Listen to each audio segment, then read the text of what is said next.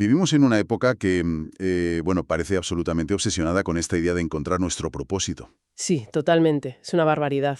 Es que basta con dar un paseo por la sección de autoayuda de cualquier librería o pasar, no sé, 5 minutos en redes sociales para notar esa presión constante. Hay una exigencia casi asfixiante por descubrir una misión vital mayúscula, algo que supuestamente debe dar un sentido absoluto a la existencia. Claro, como si hubiera un destino gigante esperándote, ¿no? Exacto, exacto. Y el problema es que buscar ese propósito a ciegas puede ser el billete directo hacia decisiones vitales superdestructivas y encima todo bajo la justificación de, bueno, un envoltorio de celofán espiritual. Que es lo más peligroso, la verdad. Totalmente. Y para desgranar este fenómeno, hoy tenemos un material de partida que a mí me ha parecido fascinante. Es un texto de un blog fechado en abril de 2026, que se titula Vivero de citas, el espejismo del llamado. Un texto interesantísimo, sí. Y bueno, la misión de nuestra inmersión profunda de hoy es precisamente aprender a distinguir entre un verdadero llamado vital, lo que sería la voz del ser, y los simples impulsos de nuestros propios traumas cuando deciden disfrazarse de gran propósito existencial, que el texto llama el eco de la sombra. Lo fascinante aquí es que es un campo de mina psicológico tremendo, porque, a ver, esa búsqueda suele partir de una carencia muy humana. El texto arranca con un concepto que lo enmarca toda la perfección, una idea de Joseph Campbell. Ah, claro, el del viaje del héroe, ¿verdad? Ese mismo. En su obra, Campbell plantea que el verdadero héroe es quien sabe escuchar y representar los llamados de lo que él denomina la superconsciencia. Desde un punto de vista puramente teórico, suena una epifanía perfecta, o sea, una claridad absoluta que desciende para marcarte el camino a seguir. Vale, vamos a desgranar esto, porque claro, suena fenomenal en el papel. Es como si los cielos se abrieran y una voz súper nítida te indicara el siguiente paso. Pero aquí es donde el asunto se vuelve complejo, porque el artículo plantea una paradoja gigantesca. Sí, y es una paradoja que desarma a cualquiera. O sea, ¿qué ocurre cuando esa fuerza que guía los pasos suena divina? Resuena en el interior con una intensidad abrumadora, pero en el fondo no es más que el eco de una herida no resuelta. El reto es monumental porque, a nivel perceptivo, la voz del ser genuina y el eco de la sombra suenan prácticamente igual para la persona que los está experimentando en su cabeza. Exacto. Y para entender el mecanismo detrás de esta trampa, primero hay que diseccionar cómo operan estas dos fuerzas en la psique. Por un lado, tenemos esa superconsciencia de la que hablaba Campbell, o supraconsciencia, como prefería llamarla Alejandro Jodorowsky. Ajá. El mecanismo de esta voz es muy particular, porque opera de forma atemporal y ejerce una especie de, de atracción desde el futuro. Atracción desde el futuro. Me gusta eso. Sí, es como si te llamara. Y su función no es engrandecer a la persona, sino trascender al ego. Cuando alguien actúa guiado por esto, suele experimentar una sensación de claridad humilde, sintiéndose apenas una pequeña pieza dentro de un engranaje mucho mayor. O sea que el ego se vuelve transparente. Es la clásica imagen del artista o el poeta que tras crear una obra maestra no se da golpes en el pecho reclamando el mérito, sino que genuinamente siente que fue la musa quien dictó las palabras. Esa es la mecánica exacta. Es el ego operando como socio transparente. Pero luego, en el otro extremo de la balanza, habita la sombra. Aquí viene lo bueno. A nivel psicológico, la sombra es un gran almacén de todo lo reprimido por el ego a lo largo de los años. Hablamos de dolor no procesado, humillaciones infantiles, vergüenzas ocultas y mandatos familiares que nunca se cuestionaron. Tela. O sea, el sótano de la psique. Exacto, el trastero donde guardamos lo que no queremos ver. Y la gran diferencia radica en su forma de operar. Mientras que la superconsciencia ofrece una dirección, dejando intacta la libertad de elección, la sombra presiona, empuja y en última instancia intenta poseer a la persona. La sombra no atrae desde el futuro, coloniza desde el pasado. Entiendo. Y además trata al ego no como un socio, sino casi como un títere. Totalmente, como un muñeco. Pero a ver, la conciencia humana tiene mecanismos de defensa. O sea, si de repente a alguien le surgiera un impulso interno diciendo vamos a dejar este trabajo estable simplemente para vengarnos de aquel profesor que nos humilló en primaria, cualquier mente medianamente sana rechazaría la idea de plano. Claro, sería demasiado obvio. Entonces, la sombra tiene que encontrar una forma de saltarse esos cortafuegos. Y pensando en cómo opera esto, me viene a la mente el mundo de la ciberseguridad. A ver, cuenta. Es como si la sombra fuera un hacker informático de guante blanco. No lanza un ataque de fuerza bruta, sino que envía un correo de phishing exquisitamente diseñado al cerebro humano. ¡Ah, qué buena analogía! ¡Me encanta! Claro, porque copia el logo oficial, usa la jerga corporativa adecuada y lo disfraza de una directriz urgente de la junta directiva, que en este caso sería la superconciencia. El concepto del phishing psicológico explica súper bien el proceso, porque el hacker necesita que el usuario haga clic voluntariamente. Exacto. La sombra necesita el lenguaje del propósito para eludir la censura consciente.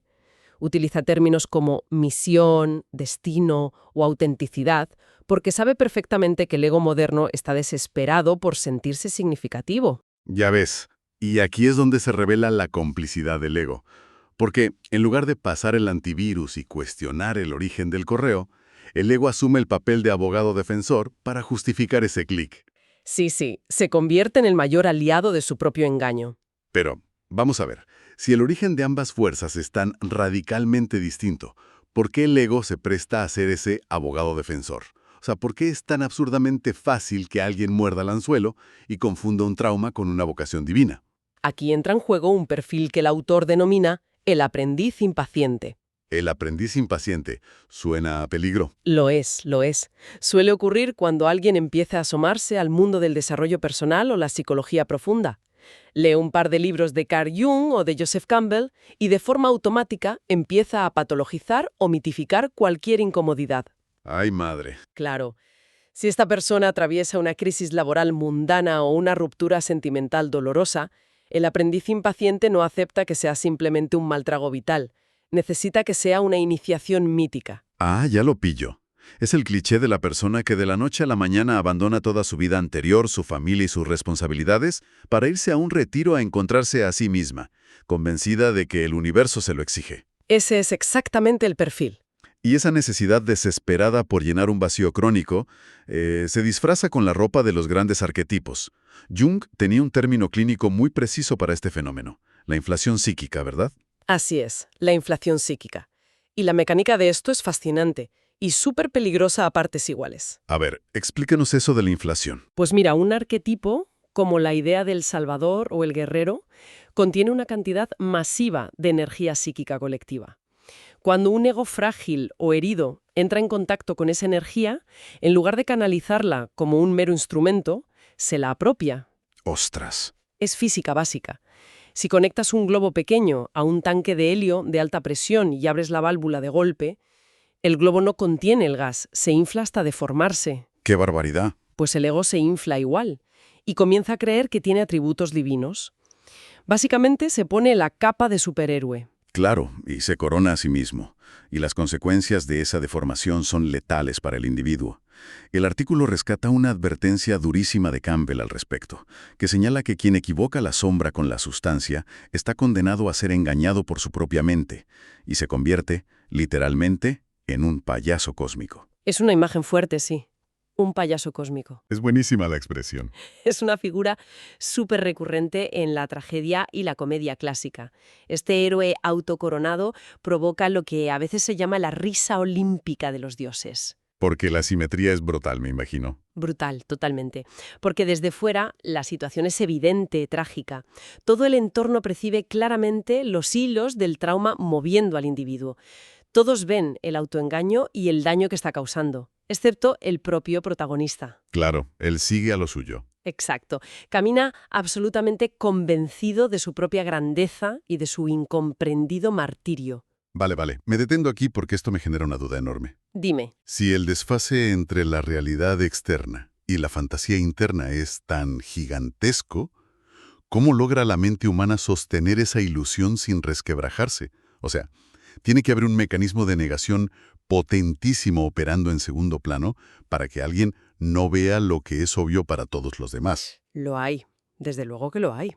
Cuando la disonancia cognitiva amenaza con derrumbar la fantasía del llamado, la psique reacciona construyendo lo que llamamos un blindaje narrativo. Un blindaje narrativo.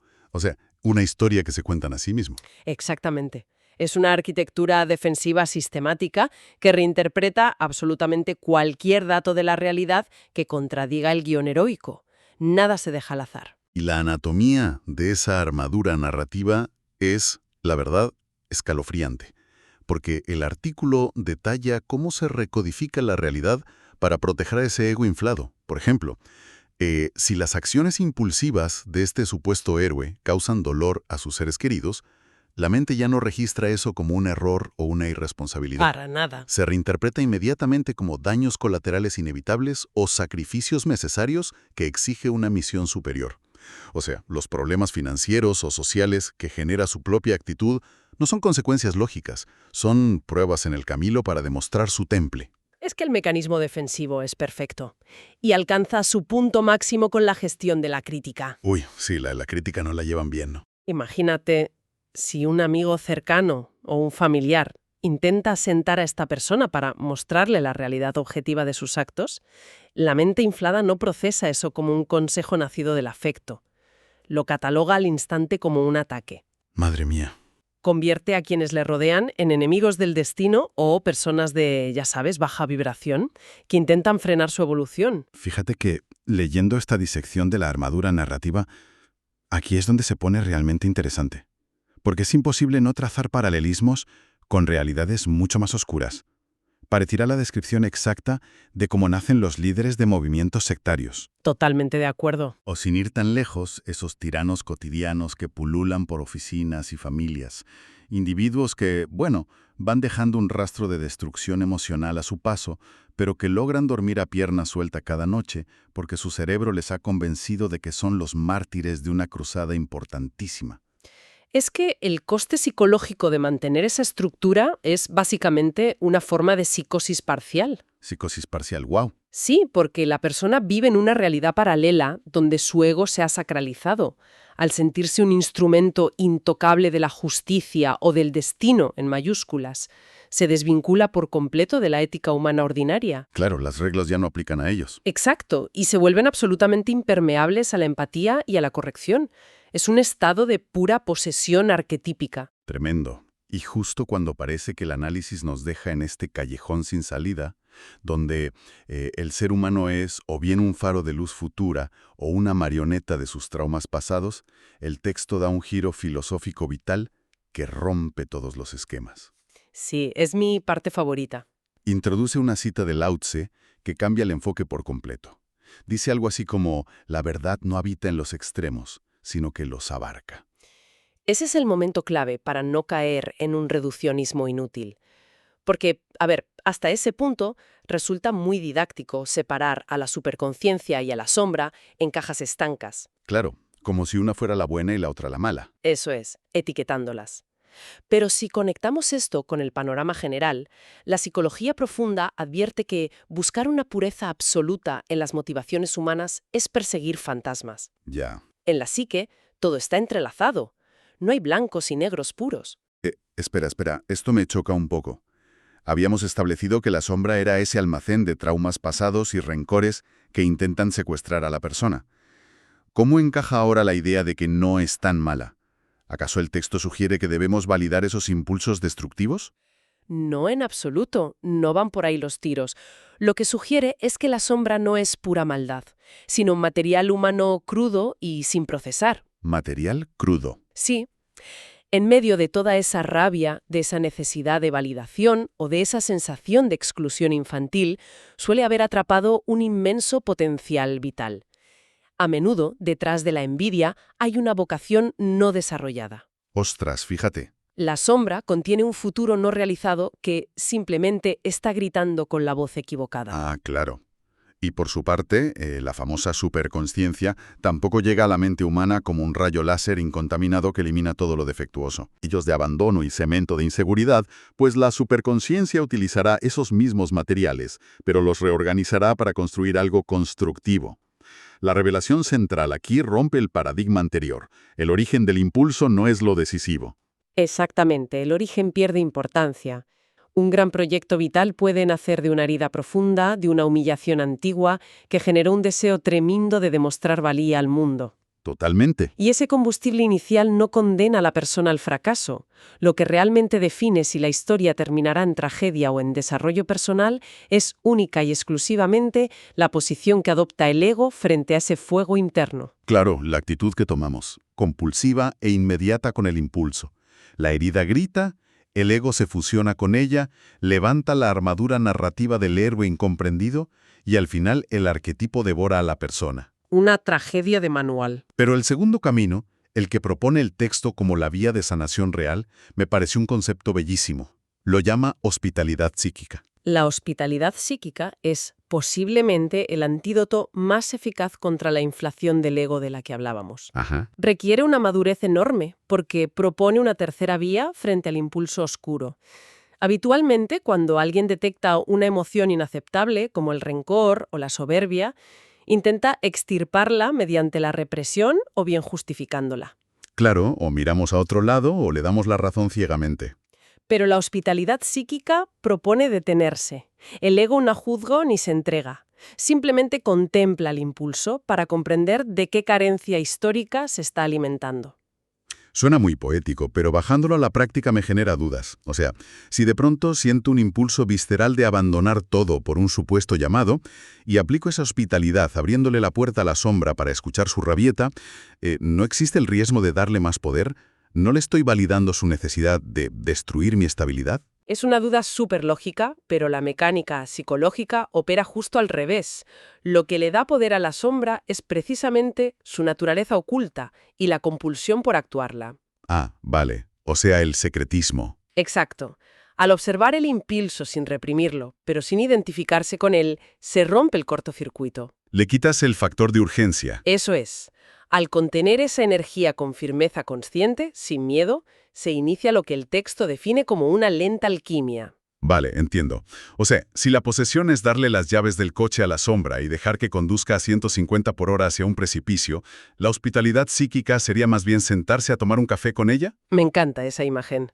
Tomar un café con tu sombra. Claro, la persona observa esa energía sentada al otro lado de la mesa, escucha su enfado por aquella humillación del pasado, reconoce que su dolor es legítimo, pero le dice claramente, a ver, entiendo que estés furiosa y que quieras demostrarle al mundo lo que valemos, pero tú no vas a coger el volante hoy. Vamos a usar esta energía tremenda que tienes no para vengarnos del pasado, sino para construir un proyecto de futuro. Es una analogía muy precisa de cómo funciona la integración.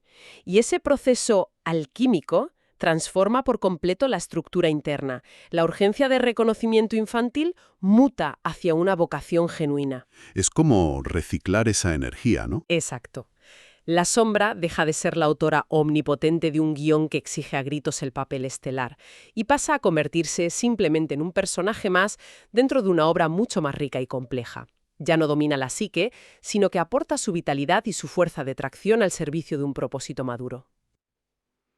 Qué bonito. Sí, pero todo este desenlace depende de 3 pilares innegociables: la madurez, la humildad y la honestidad que el ego esté dispuesto a sostener frente al espejo. Entonces, ¿qué significa todo esto para quien nos escuche? Es un análisis que funciona como un auténtico botiquín de primeros auxilios mentales, una herramienta de autodiagnóstico crucial para el mundo de hoy. Totalmente indispensable hoy en día. La conclusión práctica es vital. La próxima vez que surja un impulso arrasador en el pecho, disfrazado de epifanía espiritual y exigiendo romper con toda la vida actual en nombre del propósito, la respuesta obligatoria es la pausa. Hay que esquivar la narrativa de víctima o de héroe, servir ese café metafórico a la propia sombra y aplicar esa hospitalidad psíquica para responder a una sola pregunta. ¿Esta energía me está empujando a sanar en secreto una herida de mi pasado o realmente está buscando construir algo nuevo en mi futuro? Y fíjate que tras realizar ese diagnóstico y lograr integrar esa parte oscura, se abre una puerta hacia una reflexión que deja para pensar. A ver, cuéntanos.